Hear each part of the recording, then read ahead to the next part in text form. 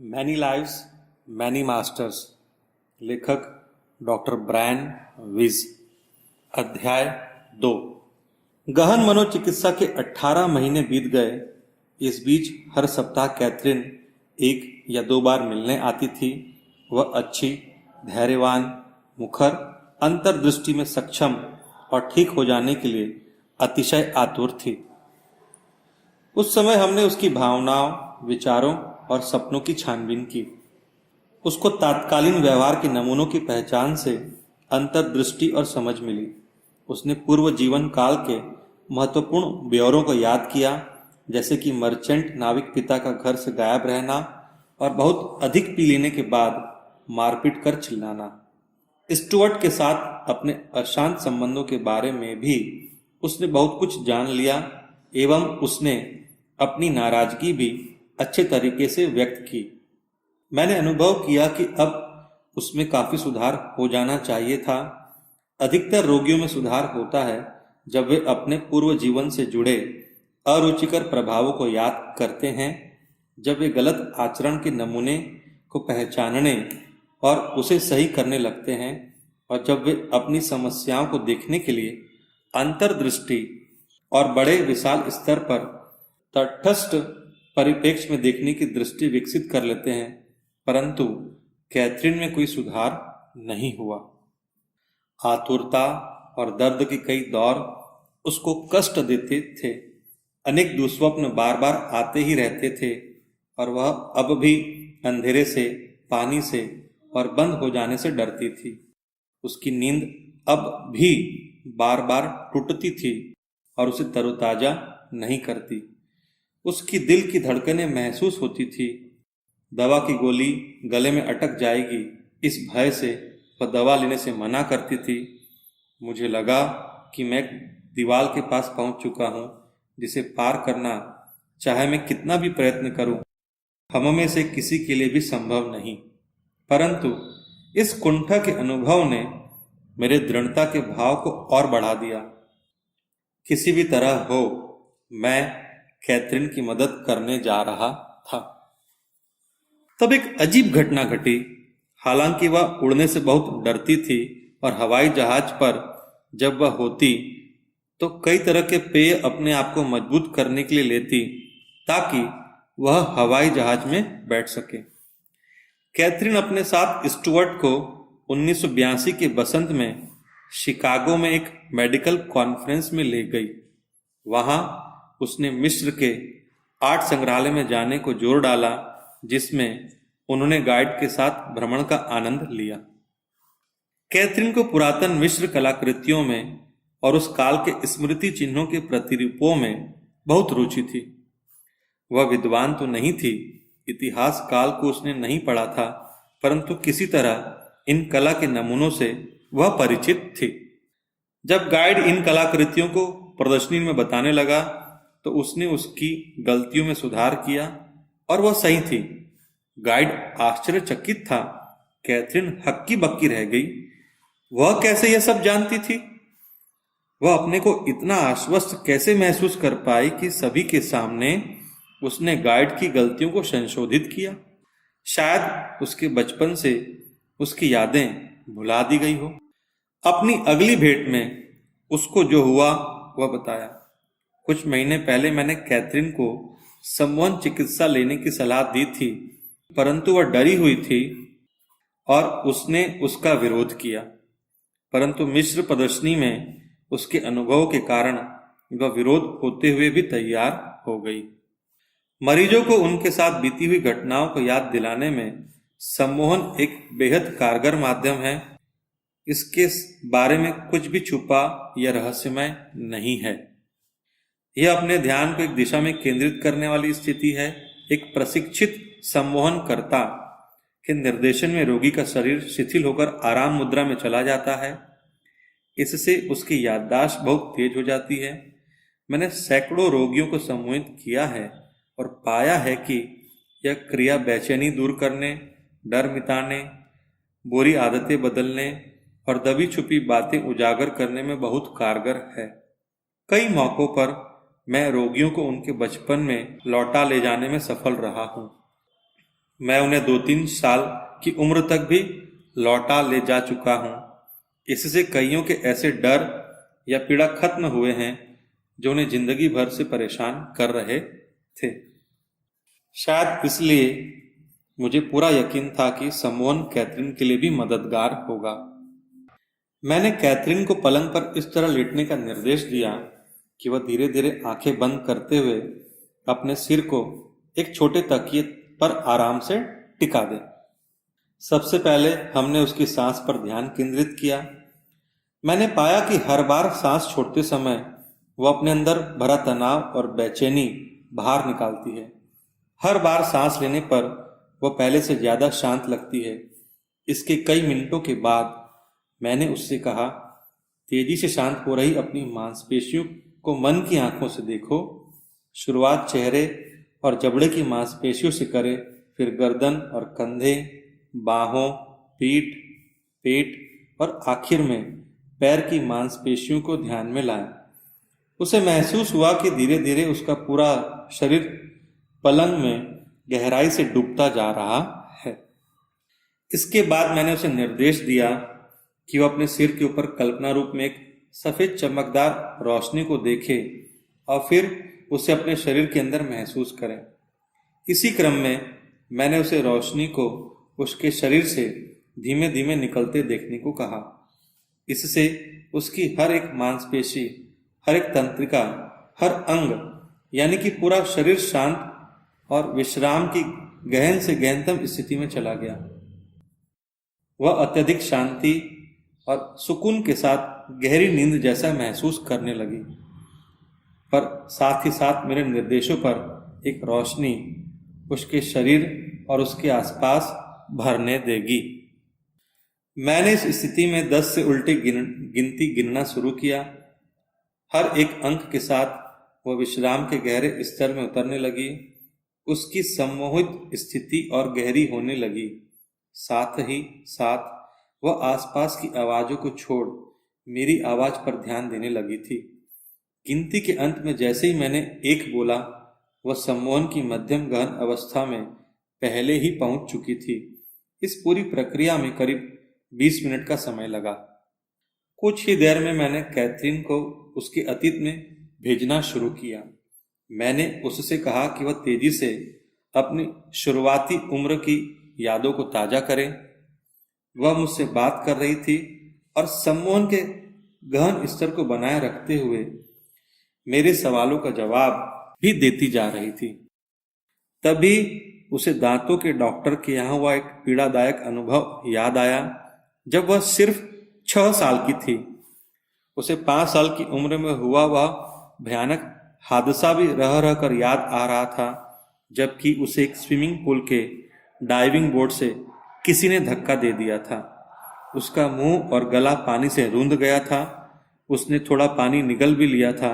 उस घटना के बारे में बात करते समय मेरे ऑफिस में भी उसका मुंह बंद हो गया था। मैंने उसे सुझाव दिया कि उस घटना का अनुभव अब खत्म हो चुका है और वह पानी से बाहर आ चुकी है। इसके बाद उसकी हिचकियां बंद हो गई और उसने सामान्य ढंग से सांस लेना शुरू किया, पर वह अभी भी गहरी समाधि की अवस्था में थी। 3 साल की उम्र में उसकी जिंदगी की सबसे भयावह घटना घटी। उसे याद आया कि वह अपने अंधेरे बेडरूम में है। उसे वहां अपने पिता की मौजूदगी का भी एहसास था। वह शराब पिए थे और कैथरीन उनके मुंह से उसकी गंध को सूंघ चुकी थी। उन्होंने कैथरीन को छुआ। वह उसके शरीर को सहलाने लगे और उसे अपने शरीर के नीचे दबाने लगे। वह आतंकित हो उठी और उसने जोर से चिल्लाना शुरू किया, तो उन्होंने अपने कठोर हाथ से उसका मुंह बंद कर दिया। अब वह सांस भी नहीं ले पा रही थी। मेरे ऑफिस में मेरे पलंग पर 25 साल के बाद कैथरीन ने सिसकना शुरू किया। मुझे एहसास हुआ कि अब हमें सही जानकारी मिल चुकी है। संभवतः यही बंद ताले की चाबी है। मुझे यकीन था कि अब उसके रोग लक्षणों में बहुत जल्दी नाटकीय ढंग से सुधार आएगा। मैंने बहुत ही धीमे से उसे संकेत दिया कि उसका यह दर्दनाक अनुभव खत्म हो चुका है और वह अब अपने बेडरूम में न होकर मेरे ऑफिस में सुकून से आराम कर रही है। पर वह अब भी समाधि अवस्था में थी। उसकी सिसकियां बंद हो चुकी थी। मैं उसे उसकी वर्तमान उम्र में लौटा लाया था। मैंने उसे जगाया और सम्मोहन के बाद के निर्देश देते हुए कहा कि वह अब उन सब बातों को याद करे जो उसने मुझे सम्मोहन के दौरान बताई थी। इसके बाद हमने पूरा सत्र उन बातों पर चर्चा में गुजारा जो कि उसकी सजीव यादों में पिता से मिला आघात थी। मैंने कैथरीन की मदद की कोशिश की और उसकी नई जानकारी को स्वीकार कर कड़ियों को जोड़ना शुरू किया। अब वह पिता के साथ अपने रिश्ते को समझ चुकी थी। उसके प्रति उनका व्यवहार, उनका अलगाव और उसका पिता के प्रति डर। इस खुलासे के बाद जब मेरे ऑफिस से गई तब भी कांपती हुई लग रही थी, पर मैं जानता था कि जो समझ अब उसे मिली है उसकी पीड़ा बस कुछ समय के लिए ही है। यादों की गहराई में दबे उसके इस दर्दनाक अनुभव को सामने लाने के नाटक के दौरान मैं पूरी तरह से भूल गया था कि मिस्र की कलाकृतियों के बारे में उसके ज्ञान का उसके बचपन से भी कोई संबंध हो सकता है। पर कम से कम अब वह अपने अतीत के बारे में जान चुकी थी। उसने कई दर्दनाक और डरावनी घटनाएं याद की और मैं उसके लक्षणों में महत्वपूर्ण बदलाव की उम्मीद कर रहा था। इस नई समझ के एक हफ्ते बाद ही उसने मुझे बताया कि उसके रोग लक्षणों में कोई बदलाव नहीं आया है, बल्कि वह पहले के जैसे ही पीड़ादायक हैं। मैं भौचक्का रह गया। मैं समझ नहीं पाया कि भूल क्या थी। क्या कैथरीन की जिंदगी में 3 साल से पहले भी कोई महत्वपूर्ण घटना घटी थी? हम उसके दम घुटने, पानी के डर, अंधेरे के डर और कहीं फंस जाने जैसे डरों को लेकर जरूरत से ज्यादा कारणों की खोजबीन कर चुके थे।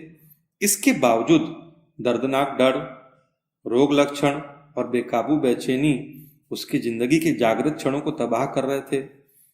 उसे अब तक के सबसे भयानक सपने आ रहे थे। मैंने कैथरीन को उसके अतीत में और पीछे ले जाने का फैसला किया। सम्मोहन के दौरान कैथरीन धीमे धीमे और जानबूझकर फुसफुसाती हुई बोलती थी। इस वजह से मैं उसकी कई बातों को शब्दशः लिख पा रहा था और बाद में उसे भी सुना पा रहा था। उसके बोलने में आए कुछ विराम बड़े पदलोक के रूप में हैं। इनके जरिए कुछ मिटाया या मेरे द्वारा कुछ सुधारा नहीं गया है, फिर भी कुछ बातें जो दोहराव थी या लिखी नहीं गई है। धीमे धीमे मैंने कैथरीन को 2 साल की उम्र से पीछे ले जाना शुरू किया, पर वह कुछ खास याद नहीं कर पाई। मैंने उसे सटीक और स्पष्ट निर्देश दिए कि उस दौर में जाओ जबकि तुम्हारे ये रोग लक्षण पैदा हुए थे। मैं पूरी तरह से अनजान था कि क्या सामने आने वाला है। मैंने एक इमारत की ओर जाती सफेद सीढ़ियां देखी, खंभों वाली एक बड़ी सफेद इमारत जो आगे से खुली है। उसमें कोई दरवाजा नहीं है।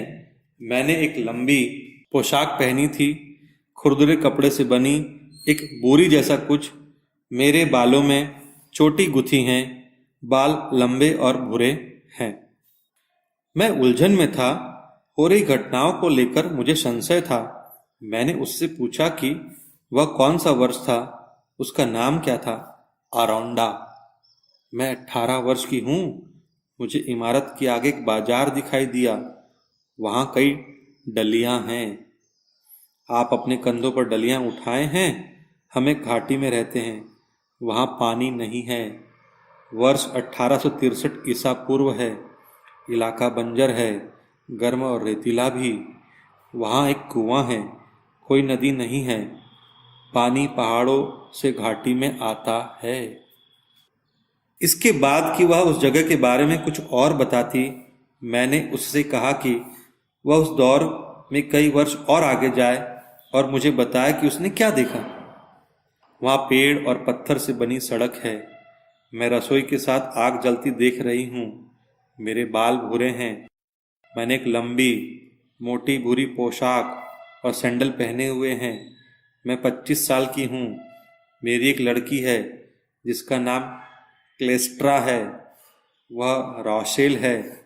राशेल वर्तमान जीवन में कैथरीन की भतीजी है। उनमें हमेशा से एक बहुत गहरा रिश्ता रहा है। यहाँ बहुत गर्मी है। मैं बहुत हैरान था।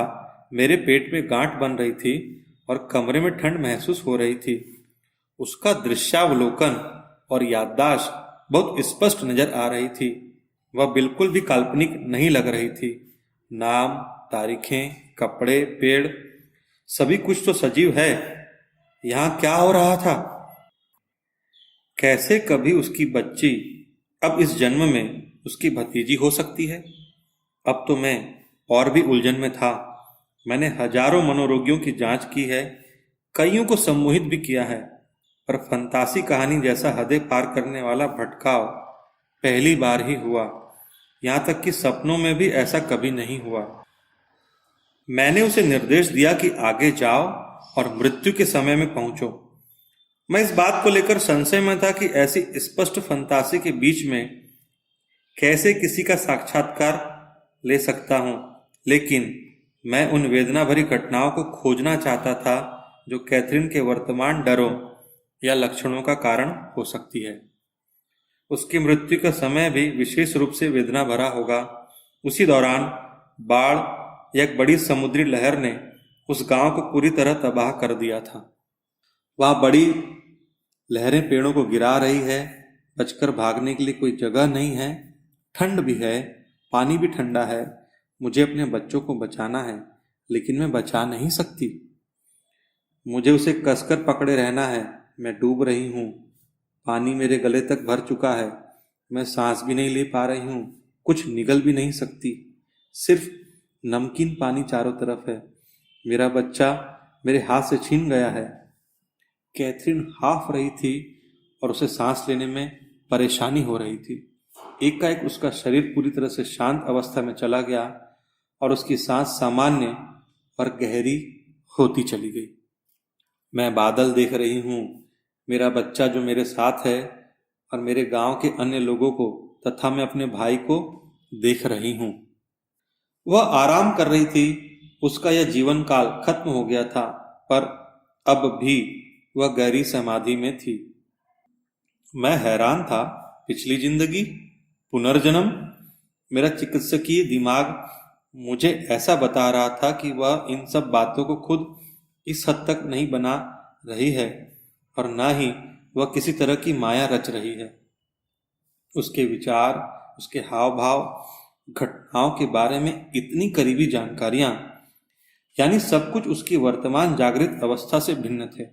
इस पूरे घटनाक्रम के बाद मेरे दिमाग में संभावित मनोविकार के निदान कौंध रहे थे, पर उसकी वह मनोदशा और उसके व्यक्तित्व की संरचना इन खुलासों को व्यक्त नहीं कर रहे थे।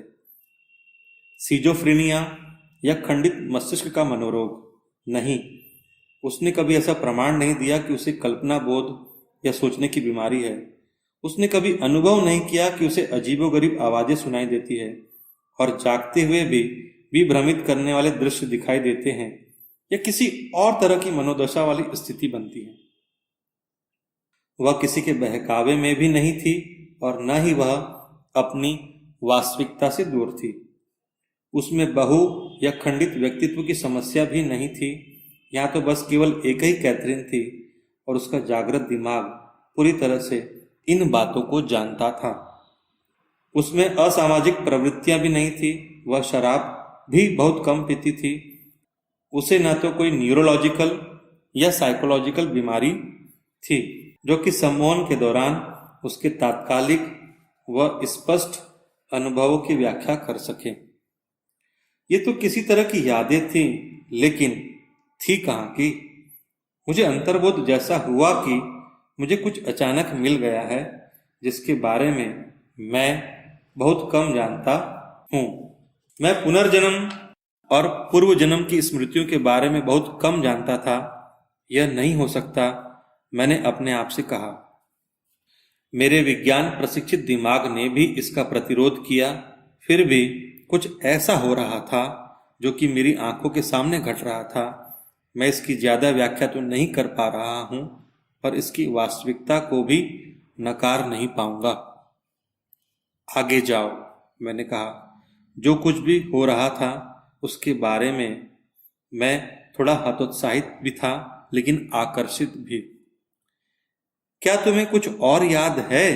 मेरे सवाल पर उसे 2 अन्य पूर्व जन्मों की घटनाओं का अंश याद आया। मैं एक पोशाक पहने हूं जिसमें काली डोरियां हैं और मेरे सिर पर भी काली डोरी है। मेरे बाल काले हैं और उनमें कुछ सफेद भी हैं। यह ईस्वी सन 1756 है। मैं स्पेन की निवासी हूँ। मेरा नाम लुइसा है और मैं 56 साल की हूँ। मैं डांस कर रही हूँ। दूसरे लोग भी डांस कर रहे हैं। मैं बहुत बीमार हूँ। मुझे बुखार है, ठंडा पसीना। और बहुत से लोग भी बीमार हैं। लोग मर रहे हैं। डॉक्टर भी नहीं जानते कि इसकी वजह पानी है। मैं कैथरीन को उस दौर में और आगे ले गया। मैं ठीक हो गई हूँ, लेकिन मेरे सिर में अभी भी दर्द है। मेरी आंखें और सिर बुखार के कारण अब तक दर्द करते हैं। पानी के कारण बहुत से लोग मर गए हैं। बाद में उसने बताया कि उस जीवन काल में वह एक वेश्या थी, लेकिन पेशे से शर्म के कारण उसने अपने बारे में ज्यादा जानकारी नहीं दी। इसी बीच सम्मोहन के दौरान भी कैथरीन अपनी कुछ यादों को काट छाट सकती थी, जो कि वह मुझे बता रही थी। जब से कैथरीन ने अपने पूर्व जीवन काल में अपनी भतीजी को पहचाना है, मैं जोर देकर उससे पूछने लगा कि क्या मैं भी उसके पूर्व जन्मों में कहीं मौजूद था। यदि ऐसा कुछ उसकी यादों में था तो मैं अपनी भूमिका को लेकर बहुत बेसब्र था। पहले की बहुत धीमे स्वर और जानबूझकर याद की गई बातों के विपरीत उसने बहुत जल्दी प्रतिक्रिया दी। उसने कहा, आप मेरे शिक्षक हैं, एक पत्थर की शिला पर बैठे हैं। आप हमें किताबों से पढ़ाते हैं। आप बूढ़े हैं और आपके बाल सफ़ेद हैं। आप एक सफ़ेद पोशाक पहने हैं जिस पर सुनहरी पट्टियां हैं। आपका नाम डियोजीनस है। आप हमें चिन्ह त्रिभुज पढ़ाते हैं। आप बहुत बुद्धिमान हैं, पर मैं समझ नहीं पाती हूँ। यह साल 1568 ईस्वी है। यह मशहूर ग्रीक आलोचक दार्शनिक डियोजीनस के 1200 साल पहले का समय था, जो कोई असामान्य नाम नहीं था। पहला सत्र खत्म हो चुका था। आगे और भी चौंकाने वाली बातें सामने आने वाली थी। कैथरीन के जाने के कई दिनों बाद इस पूर्व जन्मों के सम्मोहन से प्राप्त जानकारियों पर चिंतन किया। चिंतन करना मेरे लिए स्वाभाविक ही था। मेरे जोशीले मानसिक विश्लेषण से कुछ ही जानकारियां बच पाती थी जो सामान्य सत्र में होती थी, परंतु ऐसा बड़ी मुश्किल से होता था। इसके साथ ही मैं मरणोपरांत जीवन, पुनर्जन्म, देह से परे अनुभवों और इनसे संबंधित घटनाओं के प्रति संदेहवादी था। आखिरकार मेरे तार्किक अंश ने चिंतन मनन किया कि उसकी मनोकल्पना भी हो सकती है। मैं वास्तव में उसके दावों और मनोचित्रण में से किसी को भी सिद्ध नहीं कर सकता। हालांकि अस्पष्ट रूप से ही सही, मैं आगे आने वाले और भावुक विचारों को जानता था। अपने दिमाग को खुला रखते हुए यह विचार कहता है, असली विज्ञान देखने या अवलोकन के साथ ही शुरू होता है। उसकी यादें फंतासी या कोरी कल्पनाएं नहीं हो सकती। वह आंखों के देखने या किसी और इंद्रिय संवेदना से कुछ ज्यादा ही था। अपना दिमाग खुला रखो, ज्यादा से ज्यादा जानकारी पालो। मुझे तंग करने वाला एक और विचार आ रहा था। क्या कैथरीन, जो इस शुरुआत के बाद और ज्यादा परेशान, बेचैन और डरी हुई थी, क्या वह फिर से सम्मोहित किए जाने पर भयभीत नहीं होगी? मैंने तय कर लिया कि उसे अब नहीं बुलाऊंगा। उसे भी इस अनुभव को आत्मसात करने देता हूं, यानी मुझे अब अगले हफ्ते तक इंतजार करना होगा।